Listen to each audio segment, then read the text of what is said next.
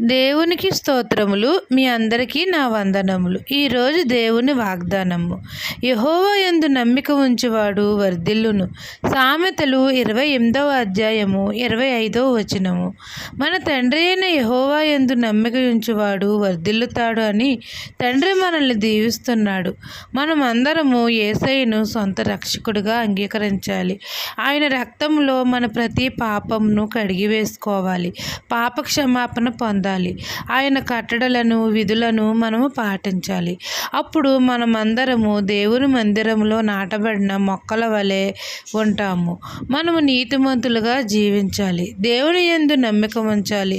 అప్పుడు తండ్రి మనల్ని వర్ధిల్లజేస్తాడు. యెహోవా మందిర ఆవరణంలో మనకు ఎన్నెన్నో మేళ్ళు కలుగుతాయి. ఆ మేళ్లతో దేవుడు మనల్ని తృప్తిపరుస్తాడు. ఆయన సన్నిధిలో మనము నిలిచి ఉంటే దేవుడిచ్చే ప్రతి మేలును అనుభవిస్తాము.